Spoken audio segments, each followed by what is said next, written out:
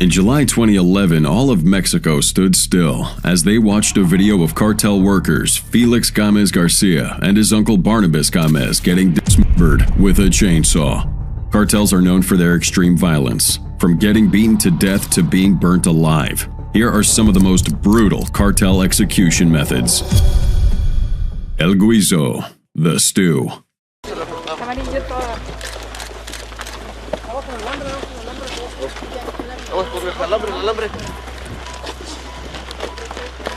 January 22, 2009, one of the most wanted criminals in Mexico, Santiago Meza Lopez, was captured by the Mexican army in the Baja Seasons neighborhood of Tijuana, in a house where he had been partying too much for several days, commonly known as El Pozolero, which means the pozole maker. He was known for being a special cleanup agent for cartels, and he's believed to have stirred and dissolved over 300 bodies in acid at his Ensenada ranch about 70 miles south of the border. He gained notoriety for being among the first to pioneer the El Guiso method. El Guiso basically means the soup, and basically you put a person into a large oil drum and then you fill it with gasoline or acid before setting it on fire to create a furnace used to burn victims, most commonly referred to as making guiso or stew. The originator of this technique remains unknown, but a few Mexican cartels have become infamous for using this preferred execution method. To prepare this deadly concoction, you fill a huge barrel with water and then concentrated sulfuric acid, causing it to boil and spit dangerously hot liquid. Once it's ready, victims will be dunked in while they're still breathing. And this insane method of torture would put these victims through excruciating pain, ultimately leading them to a slow death. Born to poor parents in mid-April 1964 in Sinaloa, Mexico, Santiago Meza Lopez struggled with poverty from a very young age. At 13, he would work construction until the 90s, where he moved to Tijuana in search of a better life, until his sister was raped by members of a criminal organization. Seeking revenge, Lopez joined the Tijuana cartel through his childhood friend El Teo. As time went on, Santiago eventually climbed the ranks, and a few years later, his efforts finally caught the attention of the boss, Efrain Perez. One fateful day, Perez entrusted him with the grim task of disposing bodies, offering him a weekly payment of $600, and that's where it all began.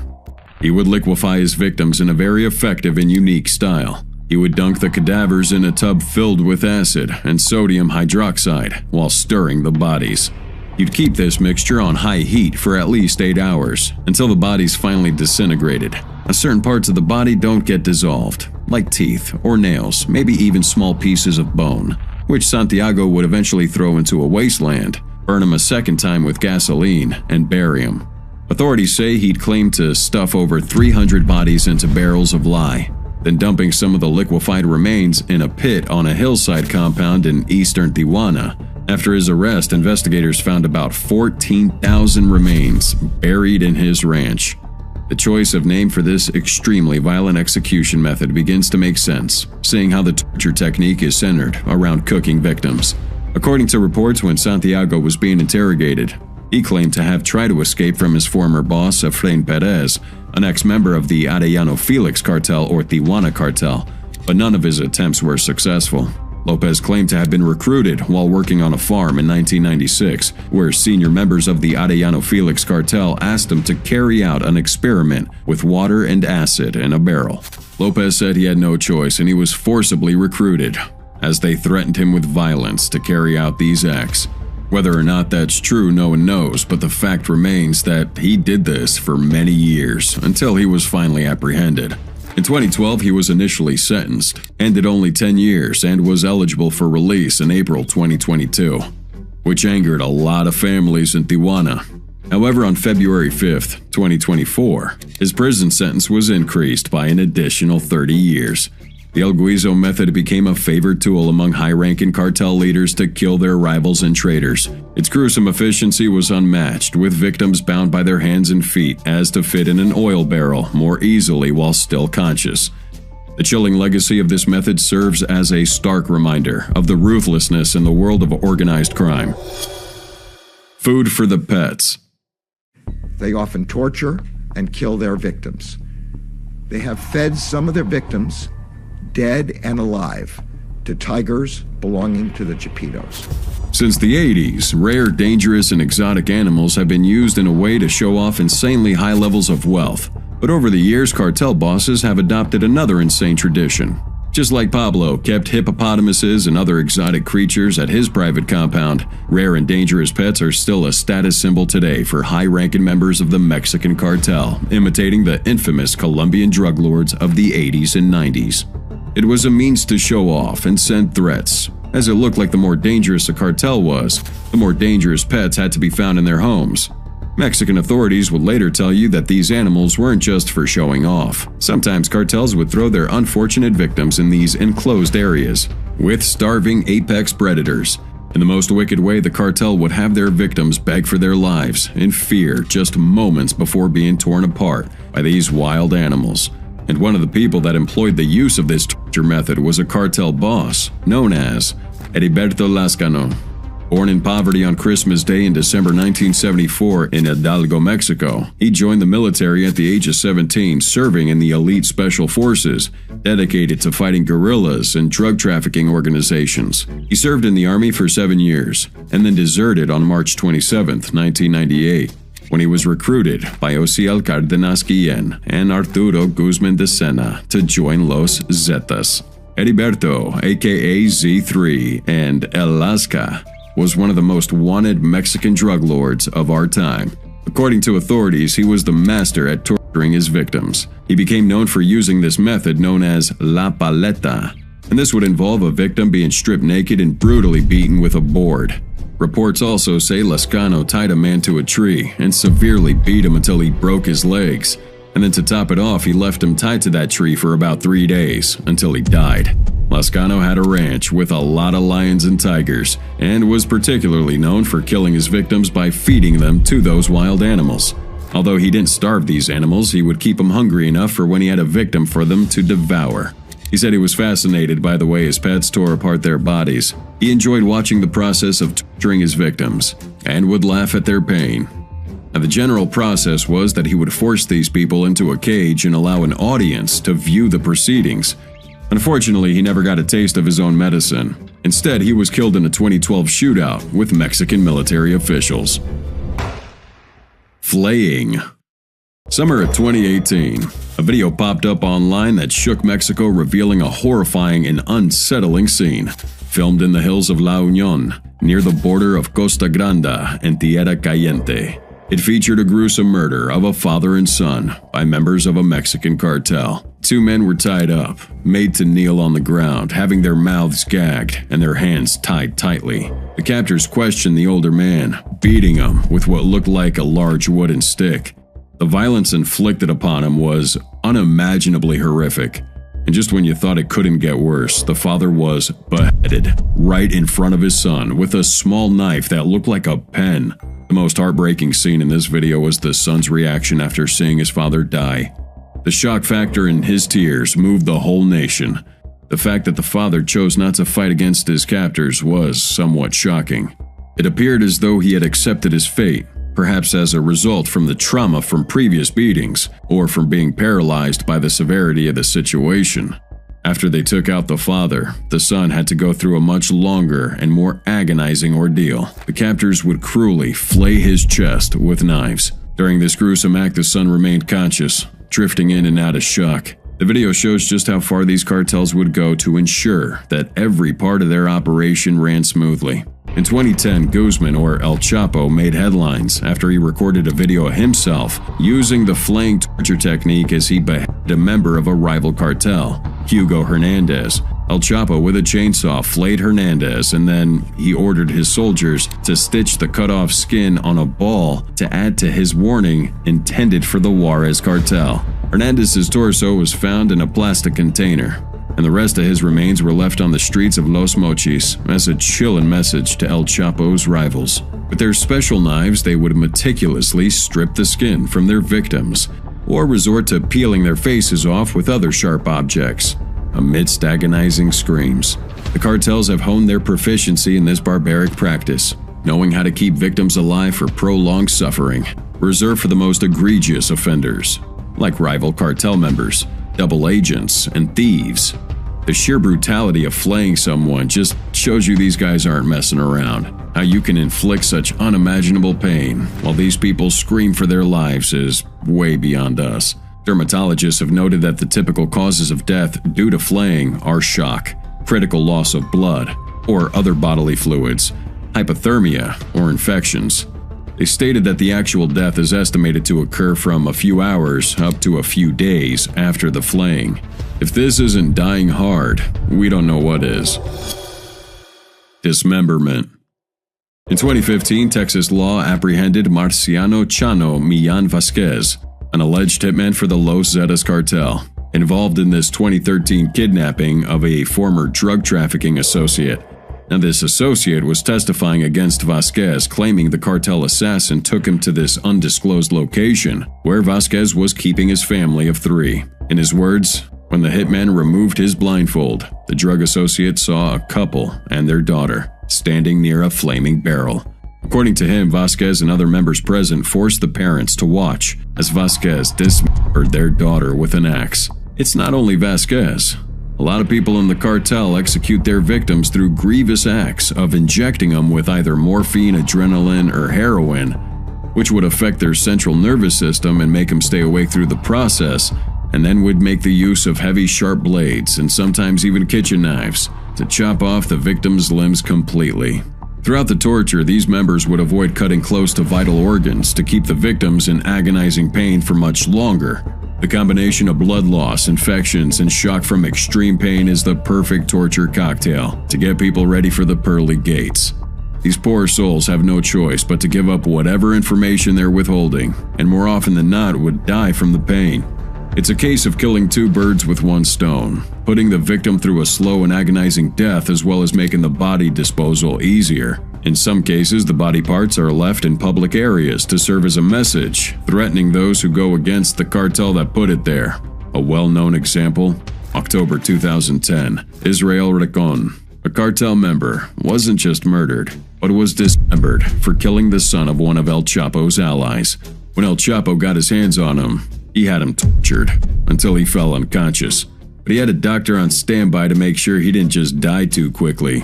El Chapo ordered his men to brutalize him in all sorts of gruesome ways, which ended in the dismemberment of his limbs, and his remains were later dumped into the Mexican city of Culiacan. On their torture shelf, dismemberment is that brutal tactic showcasing their sheer cruelty that is buried within these cartels. Beheading by chainsaw. In 2011, Felix Garcia and his uncle Barnabas Castro were viciously beheaded. Their demise is one of the first executions by the cartel uploaded for the world to see. Someone in a ski mask carrying a chainsaw, positioning the moving blade to their neck, and you can already guess what's coming up. These men who worked for the notorious Sinaloa cartel made the big mistake of stealing from drug lords. Because of this, they paid the ultimate price with their lives. But this isn't the only gruesome tale we can think of. In August 2008, notorious cartel boss Moses Escamilla May was arrested shortly after he was alleged to have beheaded 12 people in Yucatan, Mexico. These are just a couple of examples, and everyone in and around Mexico knows that getting involved with these cartels is like signing a death sentence. How many movies do you need to see that glorify these tales? But in our digital age now, we have them videotaping their killings and carry out these beheadings like Iraqi insurgents sending out a message to rival gangs or the government. In September 2011, the Mexican police found 5 decomposing heads left in a sack outside of a primary school in Acapulco. Dozens of schools went on strike over security concerns as violence ramped up in the region. 11 years later, on the other side of the country, 5 more decapitated heads were found in an ice cooler in Tamaulipas. These tactics aren't limited to some cartels or regions, but have found application all across Mexico for years. They wouldn't only cut off the head of rival cartel members, they would also attack Mexican journalists who've been critical of their activities, sending a clear message to anyone else who dare to speak out against them. A brutal twist to this practice is that sometimes these beheadings are intertwined with the group's belief system, performed ritually to fulfill religious or spiritual demands. Cannibalism. Cannibalism within the narco world has been an open secret in recent years. The CJ&G, led by Cervantes or El Mencho, has hit the headlines due to these accusations of cannibalism. The CJ&G has become one of the dominant cartels in the country, operating in at least 35 states across Mexico and Puerto Rico. The cartels need to ensure that their recruits can handle these increasing levels of violence mentally. They have to suppress their empathy for those they kill or torture and forget that they too are human beings. So, cannibalism was used as a form of training for recruits to desensitize them to violence and breed fearlessness within them. These shocking public displays of aggression are used to threaten rival groups and show dominance as part of an arsenal of techniques, including demonstrating new weapons and military technologies owned by the group. They're taught how to sever fingers and toes, the cartel's favorite torture technique for interrogating rival gangs. During the training process, recruits have to eat dismembered fingers, and upon passing this trial, they progress to larger body parts. If anyone vomited during this ordeal, instructors would retrieve those regurgitated body parts from the ground and force the individual to ingest them again. Furthermore, these recruits also had to sleep beside deceased bodies at night, aiming to desensitize them to death. Experts suggest that this vicious initiation ritual instilled a warped sense of loyalty to the cartel by dismantling their sense of self-identity. Another well-known example is Miguel Trevino Morales, known as Z40, the former leader of the Zetas. And Miguel had a gruesome habit of consuming the hearts of his victims. He did this as a spiritual ritual, believing it would grant him invincibility against his enemies and authorities. He also did this as a form of warning to rival cartel members. According to a former hitman, Miguel wouldn't only eat these body parts, he would sometimes force other victims to partake in this cruel tradition. Psychological warfare. Contrary to popular opinion, torture isn't always about getting information. Cartels know that most times people will say whatever just to make that pain go away. The real purpose is to scare other people, so no one can go against their wishes. Cartels could make use of their insane psychological torture by keeping victims in small rooms with limited food and water, just making them live in fear, and then would use prolonged isolation with terrifying sounds and images, and even mock executions to break them down physically and emotionally. For the smallest of reasons, some victims would lose a finger and ultimately would have no fingers left. They'd be left afraid of what is to come, and something worse always comes. Their cruelty knew no bounds. Sometimes they would slowly dismember their bodies, or utilize any gruesome torture method they could think of. This gives them the power of intimidation, and they need that power to remain at the top of the chain. A scary thought about these Mexican cartels is that they don't only intimidate the public and their rivals, but sometimes even go after innocent people like the former mayor of Tequicheo, Maria Santos Gorostieta Salazar. In November 2012, Maria was kidnapped by the Knights Templar cartel and made to watch as her husband was burnt alive with a blowtorch and dismembered. She then saw him kill 4 more victims in the same way. Then they proceeded to sexually assault her before they finally decided to kill her. Her autopsy reported that she died of a traumatic head injury. The Mexican cartel combines extreme violence with psychological manipulation to control their victims, using brutal murders as a warning to comply with their demands. Tehuacanazo. February 12, 2019. During the heavily publicized trial of El Chapo, a lot of Sinaloa torture methods were made public, and one of them that stood out was waterboarding. And this is an insane method of punishment, also known as tehuacanazo in Spanish. It involves pouring water on a cloth and placing it over the face of the individual being punished, and you restrict them from breathing. Various forms of waterboarding have been practiced for centuries. It was used in the Spanish Inquisition from the 16th century, by Dutch traders against the British in the 17th century, even the Japanese army during World War II, and by the Khmer Rouge in Cambodia back in the 70s. But despite how many times it's been used in the past, cartels now have added this deadly Mexican twist to it. This torture technique forces the trauma of drowning as well as causing extreme pain to its victims. It causes lung and brain damage, often resulting in oxygen deprivation and, of course, psychological trauma. The Mexican cartels are known to adopt merciless and violent executions for people standing in their way, and this fierce twist is actually making the victim feel a dreadful sensation of drowning. Tehuacanazo really is just waterboarding, but instead of using normal water, the cartel would use carbonated water. In their case, they force the water down the victim's nose, and in more extreme cases, the carbonated water is spiced with chili pepper. The washcloth also makes it 1,000 times worse. As your face is covered, you are filled with fear of drowning, the heavier the cloth feels on your face. To prolong death and increase the torture, cartels pour water intermittently for as long as possible. If the liquid is poured uninterruptedly, it can lead to death. In simpler words, it's torture out of control. Hanging.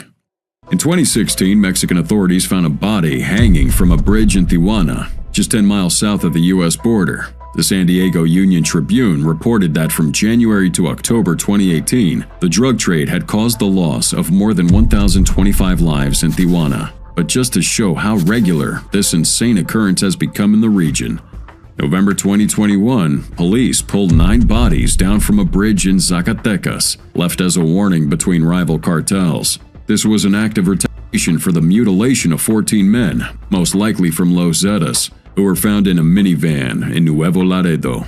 The bodies were set up around 6 a.m. and were hanging for about 4 hours before the cops came by and pulled them down. Hanging people in public sends a message over the turf in disputed areas. These victims are mutilated, abused, and just hanged carrying signs for all to see. It's not just the cartels that are into this medieval barbarism. These tactics go back to Europe about 500 years ago, and even the Taliban uses it. For Mexican cartels, hanging a rival post-mortem in highly visible places sends a message regarding turf in disputed cities, and these victims are frequently mutilated, showing their signs of abuse. But to the cartels, it doesn't really matter. The more victims they can put up, the more powerful they look to be. A lot of times these victims are recovered bodies of rival members who were involved in a shootout, or even victims that were kidnapped. This execution style shows exactly why most of these killings happen. To show who's boss in the area. The cartel kitchens. Mexican government figures indicate that at least 60,000 people have disappeared since 2006. Yet a 2015 report found only 6 federal court convictions for the crime of forced disappearance. The root cause for most of these disappearances? Cartel kitchens. These infamous cartel Mexican kitchens play a vital and disturbing role in their bloody campaign on the streets. If you step inside, you see bloody handprints on the walls, stained clothes, plastic cable ties, machetes, and, as one person observed, the crunch of bones beneath a thick blanket of ash. This was the scene at La Galleria Ranch in northern Veracruz, which is being operated by the Los Zetas cartel. Now, after that cartel took over the ranch in 2011, it was used to incinerate their victims. The idea was very simple. They would stalk a target for a while, and instead of killing him and leaving the body lying cold-blooded on the street, they would abduct that target and take him to any of their 12 kitchen locations, where they would torture and extract valuable information from him before killing and cooking the bodies. It's been estimated that over 60,000 people have been casualties of cartel kitchens in Mexico alone. These disappearances have been carried out by different crime groups all around, with motives including kidnapping for sex slavery, organ harvesting, forced labor, ransoms, and even repression of political activists and journalists. The Mexican authorities are reported to have gone through mountains of human bones, fragments of teeth, nails, and more, in hopes of identifying hundreds of victims that have been tortured in these kitchens. Anyone finding themselves in one of these kitchens experiences an immense form of psychological torture. At first, you see gruesome sights and the sounds of other victims screaming in pain, which is enough to break even the strongest of hearts before the actual torture starts. Families are upset and frustrated that this kitchen at the ranch is not a recent discovery. Since 2017, they forced authorities to search that property more than 4 times, and each time they've done so, they found things that the previous searches had overlooked. 6 decapitated victims, femurs, pelvises, jawbones, as well as hundreds of other bone fragments, some which were burned, were all discovered during separate searches. If one of your loved ones was caught up in these kitchens, how would you feel about your government?